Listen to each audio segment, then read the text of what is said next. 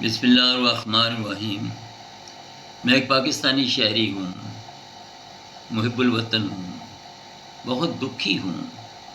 اس بات پر کہ پاکستان کے جو حالات قرضے کے معاملات میں اس حد تک آگے جا چکے ہیں اور مہنگائی انتہا پر ہو گئی ہے، اور غریب آدمی غریب سے غریب تر اور پستہ چلا جا رہا ہے۔ اس میں کوئی شک نہیں کہ امیر کو کوئی فرق نہیں پڑتا، لیکن اس بات کی ضرورت ہے کہ ہم سوچیں، غور کریں کہ جب پاکستان بنا تھا تو اس وقت پاکستان کے وسائل بھی کچھ نہ تھے، اور پاکستان کے پاس کوئی ایسی معاملات اور مرکزی بینک تک نہ تھا، پھر بھی پاکستان اپنے پاؤں پر کھڑا ہو گیا اور قرضے بھی نہیں لیے تھے۔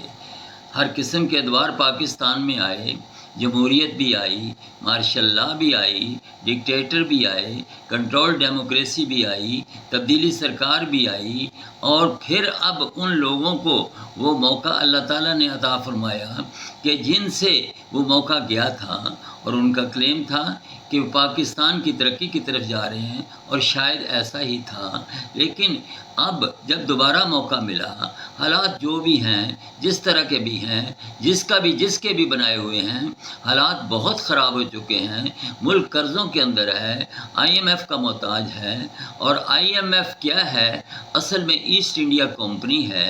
یہ ایسٹ انڈیا کمپنی کی دوسری شکل ہے۔ یہ قرضہ بھی دیتے ہیں، سود پر دیتے ہیں، اور پھر اپنی شرائط بھی منواتے ہیں۔ شرائط اس حد تک کٹھن ہوتی ہیں کہ حکومت مجبور ہو جاتی ہے کہ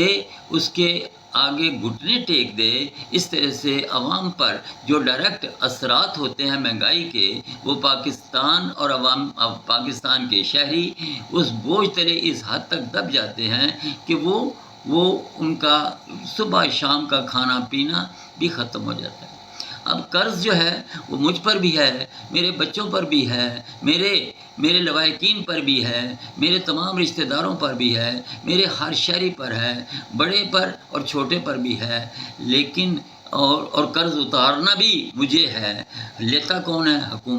حکومت جب لے لیتی ہے تو اپنے انداز کے مطابق، اس سائنس کے مطابق، اس ڈکٹیشن کے مطابق جو آئی ایم ایف نے دی ہوتی ہے، اس کا استعمال کرتی ہے۔ میرے پاس تجاویز ہیں، میں ایک دکھی شہری ہونے کے ناطے، ایک عام شہری ہونے کے ناطے اکانومسٹ نہیں ہوں، لیکن میں آپ کو تجاویز دے سکتا ہوں کہ خدا کے واسطے ان قرضوں سے جان چھڑائیں۔ ان قرضوں سے اس طرح سے جان چھوٹ سکتی ہے کہ جس طرح سے ہم زلزلہ زدگان کے لیے یا کوئی آسمانی آفت آ جاتی ہے تو ہم لوگوں سے خیرات مانگتے ہیں، صدقات و خیرات مانگتے ہیں، زکوٰۃ لیتے ہیں، اور صاحب ثروت لوگ اور عام آدمی، غریب آدمی بھی اس میں اپنی استطاعت کے مطابق حصہ ڈالتا ہے۔ تو اس طرح سے جب ہمیں یقین ہو گیا کہ ہم غریب ہو گئے ہیں، ہم بینکرپٹ ہو رہے ہیں، ہم ڈیفالٹ ہونے کی طرف جا رہے ہیں، ہم قرضے اتنے زیادہ بڑھ گئے ہیں، تو کیوں نہ ہم بجائے اس کے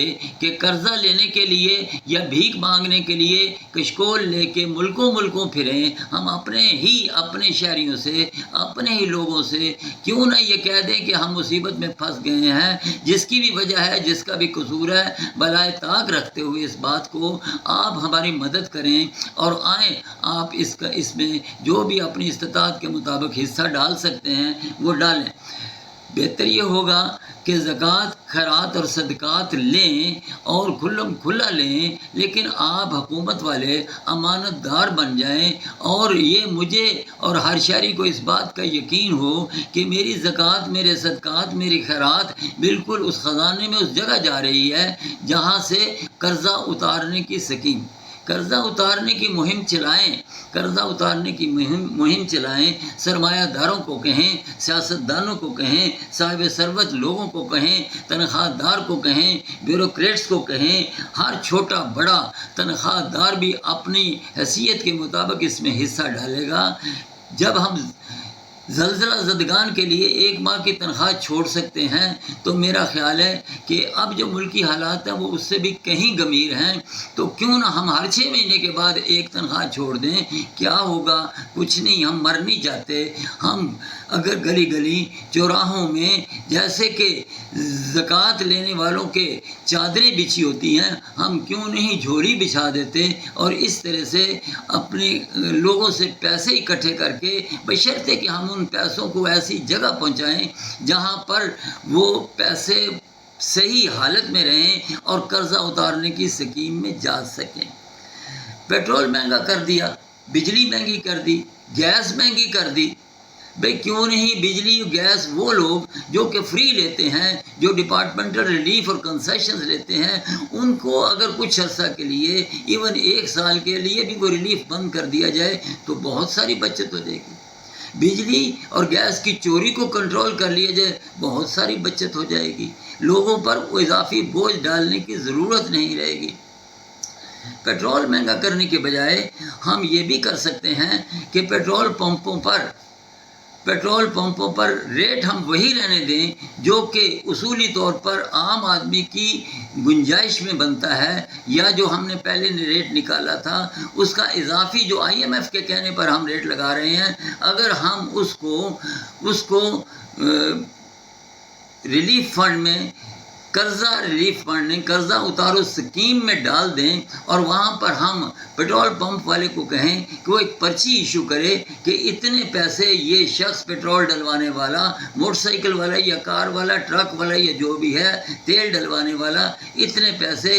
قرضہ اتارو اسکیم میں دے گیا ہے، اور یہ رات کو ہر روز شام کو یہ پیسہ جو ہے مرکزی بینک میں جائے، کسی ایسی جگہ جائیں جہاں امانت دار لوگ بیٹھے ہوئے ہوں، اور وہ حساب بتائیں ہر روز شام کو کہ آج پیسے کس مد سے کتنے آ گئے ہیں اور کس حساب سے کتنے آ گئے ہیں، چوراہوں سے کتنے آ گئے ہیں، مدرسوں سے کتنے آ گئے ہیں، صاحب ثروت لوگوں سے کتنے آ گئے ہیں، سیاستدانوں سے کتنے آ گئے ہیں، چور و ڈاکوں سے کتنے آ گئے ہیں۔ اس طرح سے آپ چند دن میں یہ قرضہ اتار سکتے ہیں۔ IMF کو قرضہ واپس چاہیے، IMF کو ہمیں شرطیں لگانے کی ضرورت نہیں ہے۔ ہم قرضہ کہاں کیسے اتارتے ہیں، کہاں سے پیسے لاتے ہیں، کیا کرتے ہیں، کیا نہیں کرتے، اس بات پر وہ ہمیں مجبور نہ کریں کہ بجلی بڑھائیں، پیٹرول بڑھائیں، گیس بڑھائیں اور یہ کریں اور وہ کریں۔ ہم اپنی مرضی سے، اپنے وسائل، اپنے اسلامی طریقے سے، اسلامی قوانین کے تحت، اللہ کی رضا کے لیے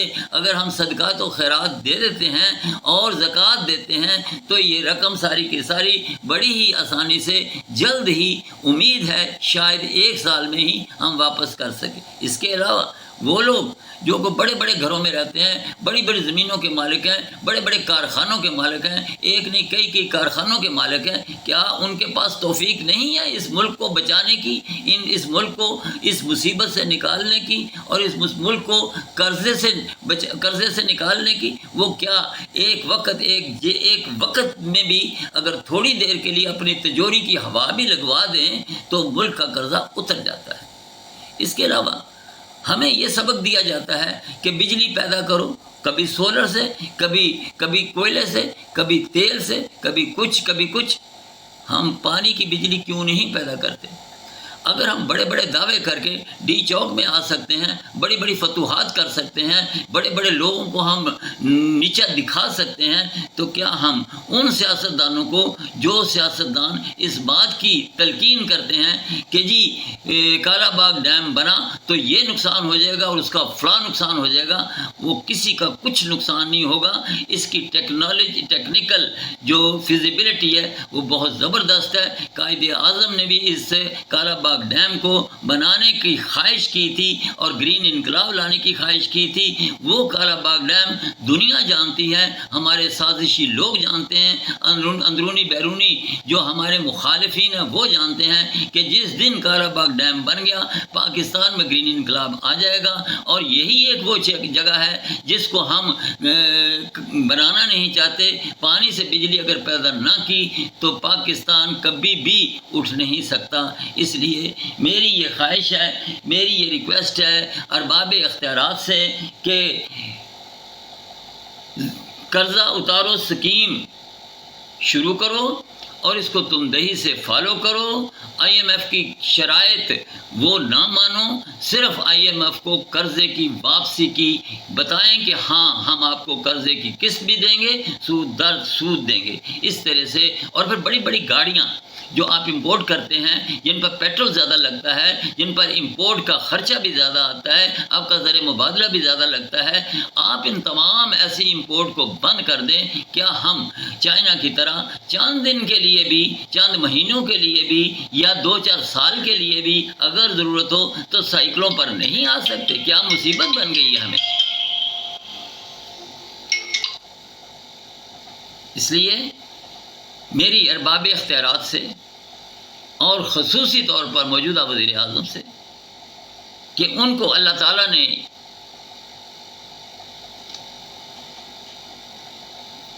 نے یہ موقع عطا فرمایا ہے کہ تیسری بار کے بعد پھر چوتھی بار تو شاید اللہ تعالیٰ ان سے کوئی کام لینا چاہتا ہے، تو بہتر یہ ہوگا کہ یہ قرضہ اتارو اسکیم بنا کے، اس کی فیزیبلٹی بنا کے، اس کی مناسب میکینزم تیار کر کے، اور ان ٹیکنوکریٹ اور معیشت کے جو ماہرین ہیں ان کے علاوہ عام آدمی سے مشورہ لے کے، اور میرے جیسے غریب آدمی سے، میرے جیسے عاجز آدمی کو بھی بلا کے پوچھا جائے. میں آپ کو پوری اسکیم بنا کے دے سکتا ہوں اور لکھ کر دوں گا، اور اس کو فالو کریں. انشاءاللہ مجھے امید ہے کہ ہم 1 سال کے اندر اگر ہم اس قرضے سے سرخرو نہ ہو گئے تو جو مرضی کیا. اللہ پاک پاکستان کا حامی و ناصر ہو، اور آپ کو میری دعا ہے کہ اللہ پاک اس بات کی توفیق عطا فرمائے کہ آپ اس پر عمل کریں، اور تم دہی سے عمل کریں بجائے اس کے کہ لوگوں کو، غریبوں کو اس عذاب میں. اس کے علاوہ مجھے ایک اور بات خیال آ گیا کہ یہ جو لگاتے ہم غربت ختم کرنے کے لیے لوگوں کو 2000 یا 4000 کا وظیفہ ماہانہ لگا دیتے ہیں، یہ غلط ہے. یہ پیسہ قرضہ لے کے قرضہ تقسیم کر دینا یہ کوئی عقل مندی نہیں. یہ جتنے مرضی پیسے بانٹتے جائیں کبھی کسی کی غربت کو ختم نہیں کر سکتے. لنگر خانے کھولنے سے، روزانہ صبح شام کھانا دینے سے اس کے گھر کا چولہا نہیں جل جائے گا، وہ روزانہ کھانا کھا کے تو چلا جائے گا، گھر پھر بھی غریب ہی رہے گا. مکان قرضہ لے کے، قرضہ دے کے اور پھر مکان بنانا یہ ایسا نہیں ہے، بلکہ قوم میں کارخانے، ملک میں کارخانے لگائیں، کارخانے لگا کے پانی کی بجلی سے کارخانے لگے ہوئے ہوں، لوگوں کو ملازمت، روزگار ملے، لوگوں کی ذاتی استطاعت بڑھے، اور پھر وہ قرضوں کے بغیر ہی اپنے اپنے گھر بنائیں.